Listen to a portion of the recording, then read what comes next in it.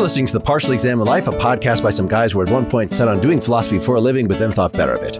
Our questions for episode 379 might include, how does tradition fit in with ethics?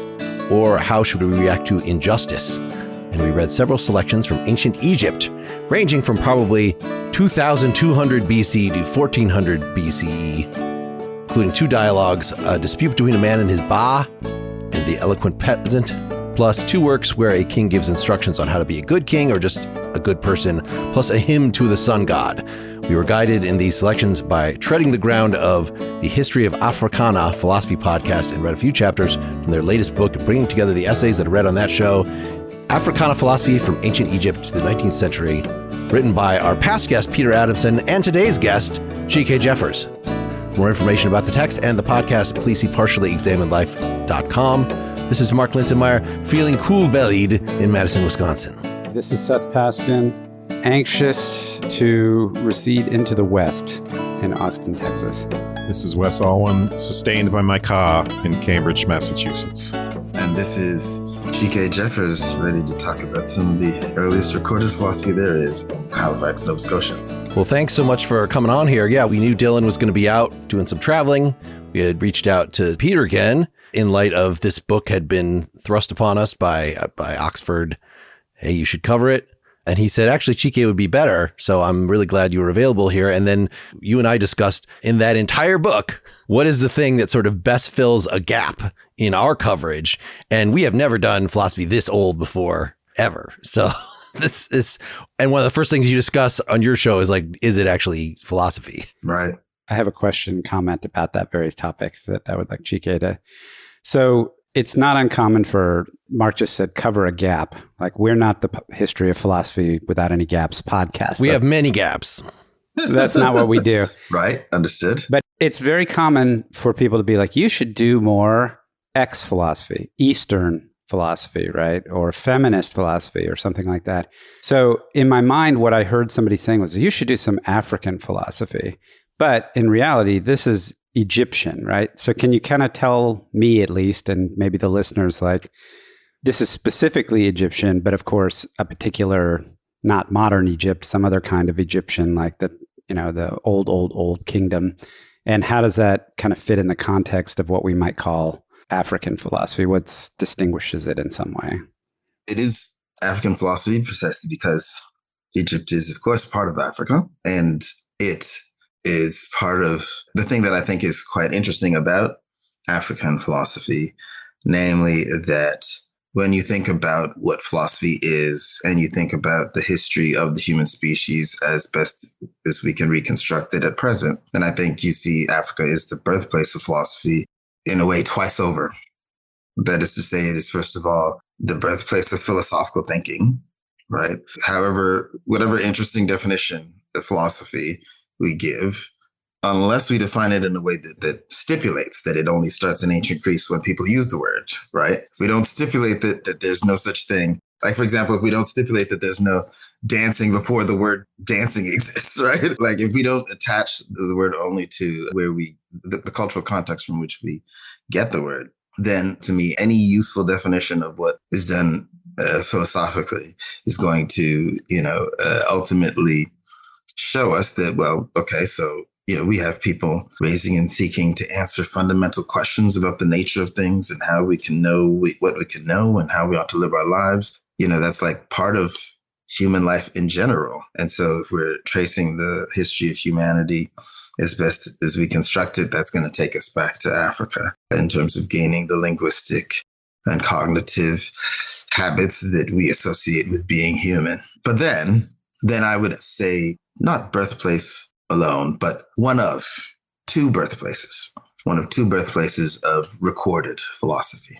So I believe that in that sense, humans have been engaging in philosophical thinking for tens, maybe hundreds of thousands of years, at least tens of thousands of years. And then I believe that a really special thing happens by the last few thousand years before the Common Era in both Mesopotamia and Egypt. We have the birth of writing. And we have not just the birth of writing, but the use of writing for literary texts, right? Not just sort of practical everyday things like, settling accounts, And so the growth of literature in these two places, Egypt and Mesopotamia, gives us philosophical texts. I mean, like, regardless of whether some texts are going to be more like, how do I relate this to philosophy than others? But then I think, as Peter would say, some of these are just slam dunk cases, right? In other words, that for him, he himself, who would have started his podcast, right, initially with Thales in ancient Greece, right, by the time that he's working with me, is saying, well, it's sort of obvious that at least some of these texts, right, are philosophical texts. So that's what I feel like we're doing here. We are entering into the African side of the birth of recorded philosophy by looking at ancient Egypt.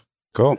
Right. So just as the overview of these were things that were highlighted on those, very brief episodes on Peter's podcast. He had two distinct topics, which were these instructional texts, which are like Machiavelli. And I sort of had the same, I've revisited Machiavelli recently. Is it really philosophy? It's here's how to be a good king. Of course, what is startling about Machiavelli is that he just doesn't tell you it's not just be good. Being a good person makes you a good king, that it's something diverging from that. This is more in the before category, the ones that we get, because they are, and we'll get into this ethical concept of Maat, of be straight with people, make your words match your deeds, have integrity, treat people well, they'll treat you well, sort of what you would expect. But it does tell us, I think that this is sort of getting a baseline of, even if it's not ethical argumentation exactly, it's still like, what did these people so long ago, it's just like, what is the Homeric ethic? There's no argument in Homer, in the Odyssey and the Iliad about, maybe you could probably find a few specific things about honor or whatnot, but just in terms of the depiction of what is bravery or something here. So the depiction of what constitutes justice, what constitutes good rule, I think is a legitimate thing. We talked about at some point doing an early, Old Testament biblical ethics episode. I don't know if we'll ever do that, but it would be similarly just like, what is the thread, the philosophy that goes through this time period? And actually, I already had our artist work on a picture of Kety, K-H-E-T-Y, as potentially somebody who wrote 3 of the texts that we're reading today, right? I mean, probably not, but, Right. Yeah. There is an Egyptologist who speculated as much. And, it doesn't seem impossible, but it's also something that we can't assume. I wonder if imagining that one person wrote it, I wonder what it does or doesn't do for us. One thing I will say is that in terms of the instruction texts, I do believe that you do find argument in those. So that can be one of our topics of discussion. I think that they're not actually hard cases, because I do think you find argumentation within those. And part of what's interesting and talking about Machiavelli, right, is sometimes the ways in which he's, right, as you said, not telling you to be good, but then that sort of makes texts where people are saying to be good often easier to recognize as philosophy, because if it's just like, do this and that will result, and if you just happen to have that selfish aim, then you might want to do this so that may result. Then that becomes, to me, very much less philosophical than how do we uphold goodness as a standard? And the idea that, as with Confucius, there's some harmony with the world, that if you do good things, then good things are going to happen to you and everybody's going to respect you. And so there's, substantial claims about metaphysics and about society. Just how do we know the good? Is it something hidden? Is it something recognizable by everything? If it's recognizable by everyone, why is this instruction even necessary? This kind of thing. Then just to continue with those sort of an overview, we're doing these 2 dialogues, which one of them, the Eloquent Peasant, you could see actually is just another, because it's a peasant complaining about an injustice that's being done at great length. And so it's in fact another instructional text. Hey, you magistrate who I'm appealing to redress this crime that has been done against me, you should, again, be straight. You are the person in with great power comes great responsibility. the Spider-Man thing's coming. This is, 2000 BC. Crazy. And then I'm sure we want to go really slowly, maybe in our second half, on the man and his dispute between the man and his ba, which is, maybe there's some ethics in there, but it's specifically an ethics about, is it okay to commit suicide, or what is the proper approach toward death? And I know there's a lot of different interpretations of this. Very interesting, but less internally redundant. It's a pretty short text. So it's a nice cipher to kind of like, well, what are we even doing here? What is being talked about?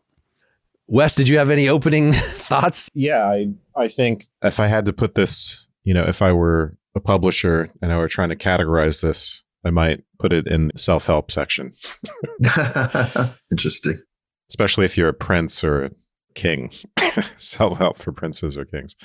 But yeah, I think in a way it's hard to categorize. I don't think you would just want to call it literature because it's so focused on the ethical precepts and advice. But I think, yeah, Mark is right. If you look at Homer, I mean, that's something that's self-consciously crafted with a literary or musical intent in mind, obviously. And then it was very, very influential in Greek culture as sort of like the Bible. And in many ways, philosophy arises as ancient Greek philosophy is a reaction against that, at least for Plato and Socrates. The influence of that and the kinds of, whether related or not, sort of common ethical precepts that were floating around in Athens, for instance, at the time of Socrates. So the sophists, for instance, were all about giving ethical and advice and even rhetorical advice. There's a lot here about the value of rhetorical restraint, for instance.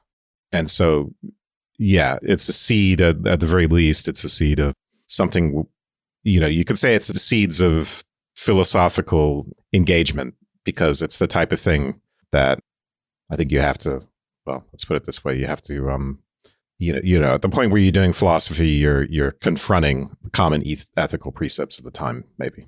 But I see it, in Socrates, I see it as a reaction against prevalent cultural norms. Right. There was one more thing, this hymn to Aten, which I think is Aten is our latest. Yep. So that's about 1400 That's right. BC. And we know specifically who wrote that it was King Tut's dad. That's true. King Tut, much more famous, but the husband of Nefertiti. That's right. And it seemed like this was sort of the least philosophical of them, but interesting in that he's maybe the first monotheist, that, there are all the different gods. And he was like, you know what, actually the sun god, but not Ra, right? Ra was the one he was rejecting, but the Aten is the only god. Let's scribble out everything on all the pyramids referring to the other gods. Oh, and by the way, I'm also his son. So I'm the divine right of specifically me, but that, this was a very short-lived thing, that when King Tut then took over, then, well, let's reverse all that stuff. But an interesting, the main philosophical thing was raised in your podcast, which is that it's not as snobby about the Egypt being the center of the universe as you would expect. If the sun is the god, and the sun shines on all alike, and the sun shines on people with different skin colors and different languages, and that's all, we're all basically equal before God, which is, of course, historically, I think it's uncontroversial to say this was where the notion of political equality that we now have it came from. But we see that, most directly in the Judeo-Christian tradition, but that this idea was around way beforehand. I mean, I don't know that it actually had any implications for the social life, the peasants of their time, given how the other things that we read here, the instructional, do, affirm a very hierarchical society, more or less. So I would hesitate to go so far as to say that this is, talking about equality or, universal human dignity or anything like that. But in a number of the things we read, what I think is striking is that, and I thought about this, so Chike, you were saying like, this is like call it like first philosophy. No Aristotelian, pun intended, that when we talk about, you've got the whole difference between writing and speech that we see, for example, in Plato, but also, what comes first? Is it metaphysics or is it ethics or whatever? And pretty much justice is a pretty constant theme through what we read, and I assume many of the other things. And to think that, the origins of philosophy, if you will, or the origins of philosophical thought, let's call it, the use of writing was to concern ourselves with justice and right action, so to speak, I think is really interesting. And that's definitely something, whether it's for the king or for the common man or for the justice or the magistrate or the peasant, is a common theme through everything we read. I think that's a really interesting point. I also wanted to raise the question of, what it means to see Akhenaten as least philosophical. I would, for example, say that earlier I said that there's argument in the instructions. I would agree that there would be less argument. Yeah, I'm not sure I would tease out argument, right, in the great hymn to the Aten. And yet, West talked about seeing philosophy, especially as a reaction to the things that have shaped the culture and the culture's ideas thus far. And so Akhenaten is, of course, a huge iconoclast in that regard, right? He is initiating this revolution in thinking within the society in which he was the ruler. And as you said, Mark, I think that the ways that, if you don't want to call it egalitarian, at least, markedly less ethnocentric ideas somehow come out of this shift in how to understand the divine that he proposes and, institutes. I think that's fascinating. Yes, just to spell out. So, right, Akhenaten, that literally means son of Aten. And his original name was something else. But I've heard it translated, he who is effective for the Aten. Oh, okay. There you go. And our translation pointed out that it's quite similar to Psalm 104. So this is maybe a evidence. I mean, given the location of Egypt and what we know about Pythagoras potentially, having come from Egypt, mathematics being invented in Egypt, that is sort of, we could see this as a very distant chronologically branch of the pre-Socratics, that definitely Egyptian influence was getting into Greece and the rest of the Middle East, so biblical sources and things like that. We should not be surprised if there are some similarities in some of the myths and things. Thales as well. Thales also traveled to Egypt. Yep. So in this hymn, as Chike was mentioning, there's this pluralistic cosmopolitan impulse, maybe. Anyway, the movement to monotheism is I find it fascinating. Yeah, is very interesting. This idea that everything has something in common because everything is under the sun, and in some way, or everything is nourished by the sun. So your rays nourish all the fields. You made the seasons to foster all that you made. You're in my heart. There's no other who knows you. Well, we'd have to talk about what that means, but I was looking for a different line here. Are you looking at the Lichtime, or are you looking at the other one that I pointed out when I didn't? No, I'm looking at the Lichtime. Okay, yeah. Makes seed grow in women. Anyway. Well, I was wondering whether you were trying to get down to the stuff on page 98. Such a short text, you would think wouldn't have this problem. I was just looking at this. Oh, yes, of course, right. Their tongues differ in speech, their characters likewise, their skins are distinct, for you distinguish the peoples. Yeah. Yeah, I have to say that as a person who, in my job as a philosopher, I also do philosophy of race. I have thought a lot about what should or shouldn't be said about when he says their skins are distinct, right? And whether here's where I would want to be more careful and not just say, and so this is why Akhenaten is the first philosopher of race. I mean, really, the question that I'd want to ask first is, ought we to see him as referring to what we would call racial distinctions, which is an interesting question for philosophers of race, because many philosophers of race treat race as a modern thing, and that's not something that an ancient king could be referring to. But yeah, I mean, it is yet another example of how I think there are lots of interesting philosophical implications digging into these texts. I think reading that quote is also, interesting in that certainly the thing about egalitarianism doesn't necessarily come out of what you just read. It's the footnote. So Miriam Lichtheim here, she says, the hymn to Aten expresses the cosmopolitan and humanist outlook of the new kingdom at its purest and most sympathetic. All peoples are seen as the creatures of the sun god, who's made them diverse in skin color, speech, and character. Their diversity is described objectively without a claim of Egyptian superiority. And she's referring to an article that is made this thesis at more length.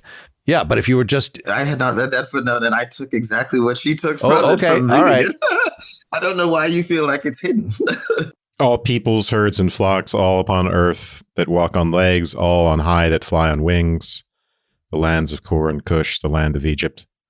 Kor, I think, is supposed to be Palestine. Cush is south of Egypt, right? So these are the two areas that Egypt thinks about a lot, and they do generally, if you read a lot of Egyptian texts, think like, a lot of inscriptions and so on are about conquering in these places, right? And so you set every man in his place, you supply their needs. Everyone has his food, his lifetime is counted. Their tongues differ in speech, their characters likewise. Their skins are distinct, for you distinguish the peoples. So there is this sense of unity underneath the one sun God. And yet, as you finish the paragraph or that stanza, as it's been divided for us, now there's also an emphasis on the creator as the source, not only of unity, but diversity. And it seems then to suggest that diversity itself is therefore sort of like a divine thing, not a kind of difference to be used as the pretext for Egyptian conquering, but rather as just part of the beauty of the world as the creator has constructed it. Yes, that's very much in line with the rest of what is said, which is just as you would expect in a hymn.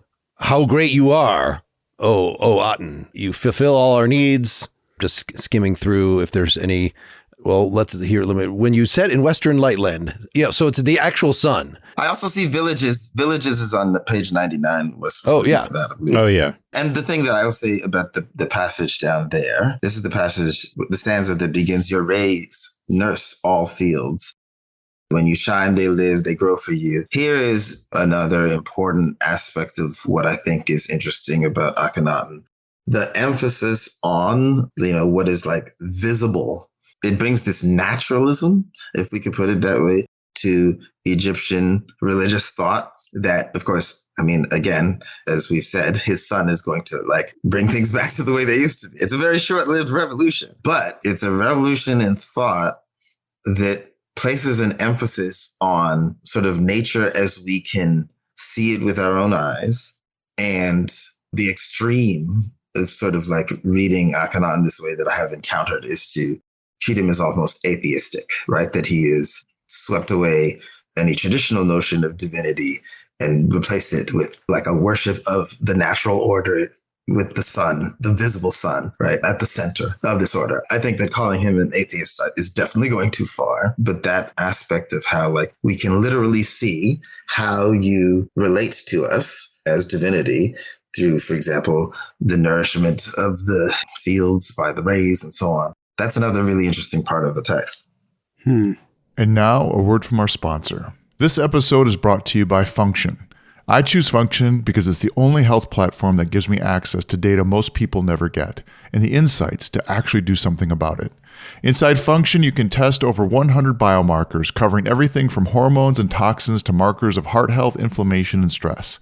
For an additional fee, you can even add advanced imaging like MRI and chest CT scans, all securely tracked in one place over time. When I got my full clinician summary from Function on my annual blood work, I was really impressed. It gave me a much deeper look into my cholesterol panel than I'd ever had with my PCP, breaking it down by lipid sizes and offering actionable suggestions on how I can improve my cholesterol levels. For me, that level of nuance was a game changer. I've been genuinely impressed from the insights I've gotten from Function, and I think you would too.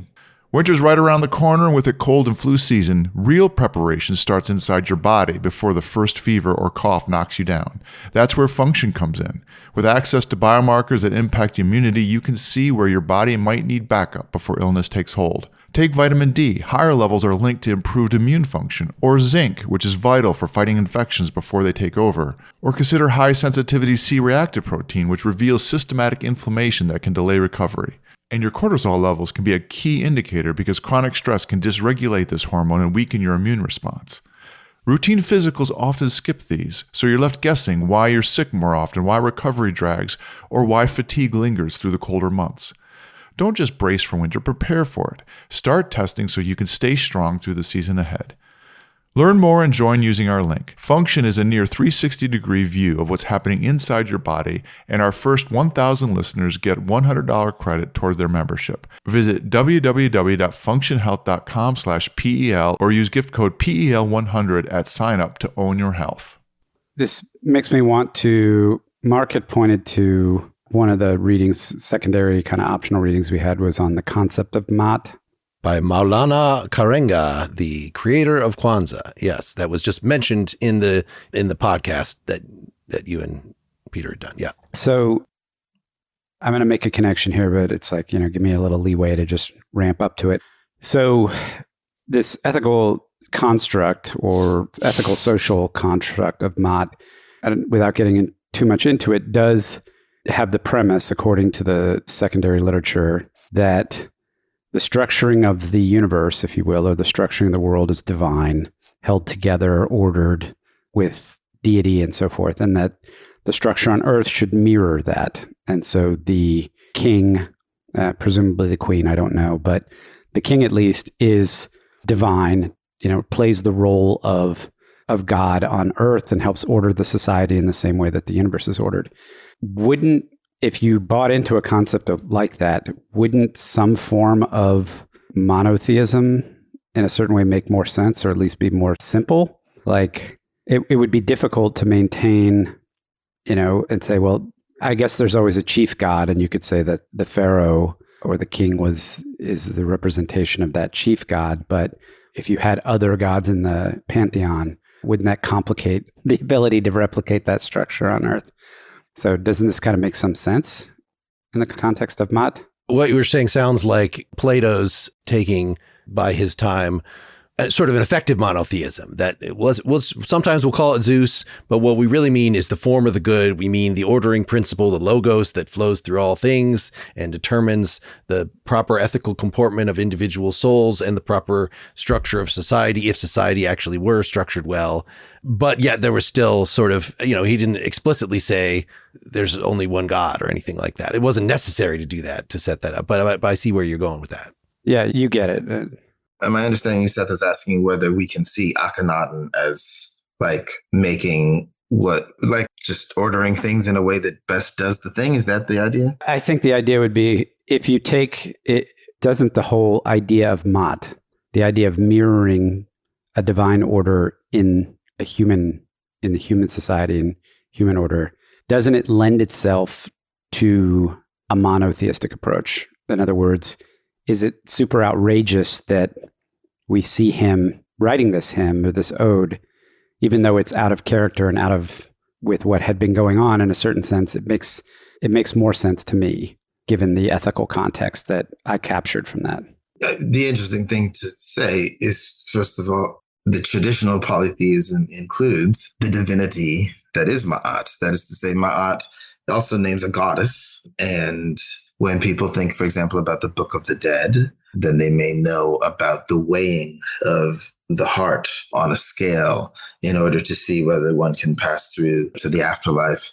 And the heart was weighed on the scale. The thing on the other side of the scale was the feather of Maat. And so there's also this feather that in and of itself is a symbol of this goddess, right? And so I feel like it's sort of hard to say, like, when we look at a polytheistic system of belief, like, won't it just be easier if you have just the one? I mean, like, Yeah.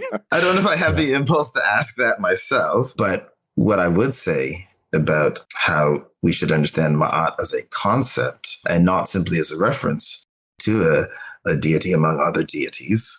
This is something that I wrote about in a publication on the tale of the Eloquent Peasant, namely that if you were to be told that Ma'at is a goddess, and then you were to look for the term Ma'at in the petitions, the speeches by the peasant, and look for what could be potentially reasonably be assumed to be a reference to God. There's something in the first speech that I was like, okay, sure, that I can imagine you're talking about a God. But everywhere else, it's very clear that the two terms that make sense in terms of how we translate this thing, and this is what makes Ma'at as a concept fascinating.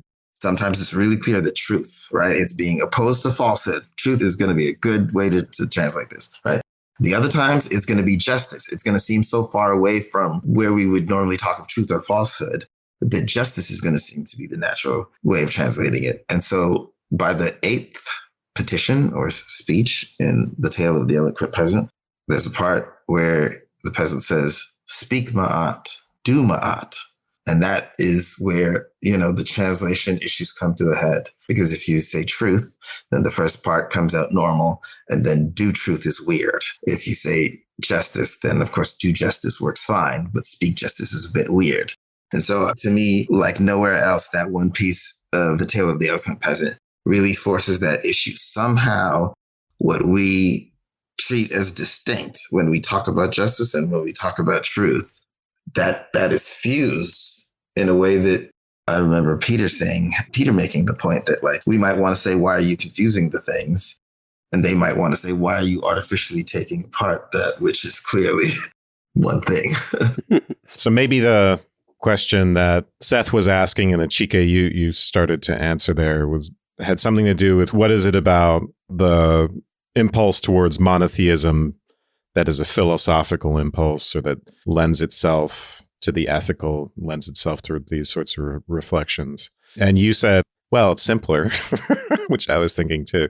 But I think there's something important about that, right? Because our scientific impulses are run towards, say, a grand unified theory or some arche, some underlying principle of things, right? Like the good. We don't want everything reducible to a bunch of different unrelated things, which is not to say whatever the pantheon in ancient Egypt is unrelated. I'm sure it's part of a big system. But the more complex the system, I think the less satisfying the explanation. So it helps to have, say, a sun god, even if you don't get rid of all the other gods, it helps to have a master principle or a fundamental principle. And there's less potential, I think, for conflicting ethical or political precepts if you try to harmonize everything under a super principle. I'm imagining all the ancient polytheistic Egyptians saying, well, you want life to be simple, but it's not. Yeah. True. It's richer and it's funner if one of the aspects of the soul is a bird with a human head. Exactly. You know, who would want to get rid of that? There you go. I was trying to look up what was the recent Marvel property. So it was Moon Knight. Moon Knight that came out a couple years ago with all the different Egyptian gods running around influencing mortals and fighting. So it's the internal struggle, the fighting, that if you want to see nature as something that has fundamental conflict in it, that there are these, and this is your explanation for the problem of evil. Because if you have a monotheistic system, like, well, where did evil come from in this idea of Maat? Well, it's deviations from Maat. You know, the Maat is the orderliness, and it is always not that there's a big debate about free will or whatever that we saw, but things can twist from their correct path. They can disobey the telos. They can get out of order. And so that, you know, you could ask, so how does that compare as a fundamental explanation of evil, as opposed to there are just fundamental, there's no overall good, capital G. There's, per the divine command theory, there are just these locuses of power, different deities that each of them say, I'm a creator of values. And so you as a human could sort of go toward one deity or go toward another deity, and you would have a different, you know, ethical framework. But it seems like, if insofar as we're right that the overall Egyptian tradition is of Maat, of orderliness, then we can't say that if there are multiple gods, it's that just like there are multiple parts of nature, each of them is playing their role. Yes, it's a time to be born, a time for death. The death god is not the bad guy, is not trying to just ruin the world. It's just death is a natural thing that has to happen. And so if you need a divine, as part of your scientific explanation, you need a divinity who's the divinity of death that summons us and judges us or whatever, then yeah, you're going to have that, but he's still part of the overall coherent, harmonious whole. And also, I think there's something important here about, although Chike can tell us, but the sun god being benevolent. So the sun is a natural cause, right, that makes seeds grow and leads to flourishing and nurses things and give things breath and all that. It's the ultimate energy source, as we know. But it sounds here like it, right, and this is part of the cosmopolitan pluralistic urge. It sounds like it's, well, I think the hymn says Aten has created everything for himself. But in any case, yeah, the benevolence of the god, I think, is important, the sentience of the god and benevolence as well. And I don't know if that's there in the larger pantheon as well, or if it's conflicting, right? Because, in ancient Greek gods, for instance, as Mark pointed out, you have different systems of values in a way coming into conflict, the martial values of the war god or wisdom in Athena, and how you reconcile them is a bit unclear. And then sometimes they're selfish and sometimes they're looking out for human beings. Yeah, I don't know how it was working for Aten. The kinds of things that we see in the Republic, the censorship that is because of the fact that the stories of the god include things that you might want to consider bad behavior. I mean, I do think that some of the stories of, Osiris and Horus and Seth and, some of these things, like it seems to me that one could make, some complaints about the traditional stories of the Egyptians that way. And so that may be, once again, part of what is striking about Akhenaten concentrating divinity and benevolence, right, in this single authority. But, it's interesting because if we sort of say, well, like, isn't that obviously simpler, then it is interesting to note how much it was straying from the normal path, and then quickly the normal path resumed after he was gone. And his own son. His own son, the one who is famous because we discovered his grave, not because he did that much. Whereas his dad He died as a teenager, right? died as a teenager, right? And so somehow the son becomes the big name when the dad is, like, I think, an important figure in the history of philosophy and philosophical thought. Let's go all the way back to our oldest source. So the Instruction of Ptahhotep, which I think Google is telling me now that this is somewhere between 2375 and 2350 BCE. So even further back than the 2200 that I quoted at the beginning, right? So we have this Instruction of Ptahhotep, and then we can see the one that maybe was written by Keti, or more likely was written by somebody named Keti, the Instruction addressed to King Merikare, which is right 21st or 22nd century BCE. So we could see the evolution. Did I get these wrong? This is Richard Parkinson, who is an Egyptologist that we actually interviewed for the podcast. And he has this great collection that I also shared some of the translations with you all from, The Tale of Sinuhe and Other Ancient Egyptian Poems, 1940 to 1640 BC, right? And that's an Oxford World Classics book. He would say that both of those, he includes translations of both of the texts that you mentioned. He would say that they come from the 12th dynasty.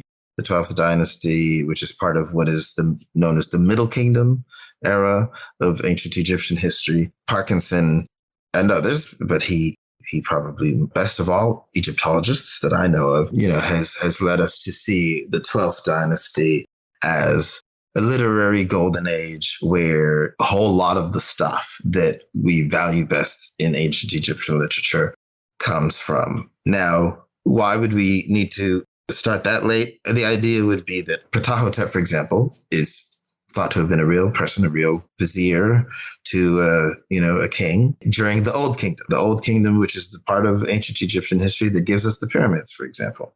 So further back, right? It does seem, from what I've heard, that if we are going to imagine that the historical Ptahhotep wrote the Instruction of Ptahhotep, then we probably at least need to imagine maybe some shifts that make for the text to be in what we call Middle Egyptian rather than Old Egyptian, right? So in other words, I think that Parkinson and others would be saying, partly on linguistic grounds, this is probably not from the oldest writings. And then the instruction addressed to King Merikare, also just for historical purposes, when we say that there's the Old Kingdom and we say that there's the Middle Kingdom, well, in between the two, there's the first intermediate period, known as the first, because after the Middle Kingdom, there's the second intermediate period. Then after the New Kingdom, which is where Akhenaten is, there's the third intermediate period. And then I think after that is maybe late. Anyway, eventually we get the Ptolemaic Egypt after the conquering by Alexander the Great. And then after that, Roman Egypt as a province, and now we don't even call it ancient Egypt anymore after that. Having sort of laid that out a little bit, if we can imagine that those two instructional texts, Ptahhotep and the instruction addressed to King Merikare, come from when they seem to be depicting, then Ptahhotep is from the Old Kingdom, and that's definitely the oldest of what we're looking at. And the instruction addressed to King Merikare is from the first intermediate period. That's also when the tale of the Eloquent Peasant is set, in that time of division in between the more unified times of the Old Kingdom and the Middle Kingdom. all right. I will try to link folks to like a wiki page that just lays that all out. Well, I don't know if it's on Wikipedia, but that's the thing, right? Like, it would be easy, so much easier if we could just, date all these things more clearly and know all the authors. But, I do actually also, because we are going to talk about these instructional texts, want to make a point about how I think these came to embody works of moral philosophy, moral and political philosophy. Because, even if, like Parkinson, you don't believe that these instruction texts come from the Old Kingdom, what is certainly true is that tomb inscriptions, they gradually say more about the biography of the person entombed. That definitely does develop in the Old Kingdom. And sometimes these autobiographical texts do say interesting things about the life of the person. But then, on the other hand, you have tomb inscriptions from the Old Kingdom where, rather than really telling us something very clearly distinguishing about this person as an individual, rather we're seeing sometimes trends of what get referred to as catalogs of virtues. So these funerary autobiographies sometimes are formulaically saying things like, I gave food to the people with no food. I brought the boatless to land. I took care of the widow and so on. Right. So, and this, like the person I'm quoting there is like an official. He's not a king, but yeah, he's saying about how he tried to live this upright life. And so it is my sense that the instruction texts, I think, as a genre, ultimately piggyback on this earlier practice of, using writing. Well, I think we can say that the way that writing is so associated with tombs in ancient Egypt, there's clearly this idea of writing somehow having a form of power over death. And one of the forms of power over death that developed through this tradition of a catalog of virtues is saying like, this is why I'm a great guy. I did this, I did that. And it seems to me that the instruction texts sort of draw on that. They depict like a father talking to a son, and usually with the idea that the son will replace the father in the social role. But they become, because of that setup, the idea of like, I'm going to tell you, how to take over my role well. They become this space within which we can reflect on what is fundamental to living a good life. And in the case of Ptahhotep, it even begins with actually an exchange between Ptahhotep and the king. And he's saying, I'm getting old, being old sucks. Let me appoint my son as a successor and let me teach him. And if you were then to try and read the rest of the text as being about like, well, what does the son need to know to inhabit the specific role of vizier or chief minister, then you'd be like, wow, you weren't really focused in terms of the practical implications of doing that job, right? Like, I think it really does become like just a staging ground for like, I'm going to jump into like the fundamental questions of how you show up in the world as a good person. Yeah, it begins with, well, in the preamble, it talks about instructing the ignorant in knowledge and in the standard of excellent discourse. And what's interesting about that is a lot of the advice early on is about how to just shut up and not say anything. That's true. And the very first section suggests the opposite of what we might think. Well, maybe it's about the difference between natural talent and the idea that the rhetorical is an art, or that, so don't be proud of your knowledge, consult the ignorant and the wise. The limits of art are not reached. No artist's skills are perfect. Good speech is more hidden than greenstone, yet may be found among maids at the grindstones. So it may be found among maids. It may be found in places you least suspect. And it's not just about class difference there, but it's also about people who are not necessarily practiced in rhetoric for the purposes, for court purposes, for instance, but have a certain kind of skill that, I think maybe involves some sort of natural talent. So he's going to be teaching here, but what he's saying here is you should respect the aspects of these things which are not really teachable. Yeah, the first part felt very strongly. It was like a mashup of Confucius and Ecclesiastes. It's interesting. Well, with that characterization, let's wrap up our first half here. We're going to just take a break and talk in a few minutes. If you were a Partially Examined Life supporter, partiallyexaminedlife.com/support, you would get that second half right in your feed probably immediately. If you are just a regular person listening for free, not giving us money, then you'll have to wait till next week. But it'll be just as good. It's okay. Thanks, Chike. Thanks, listeners. All right. Bye. Thank you.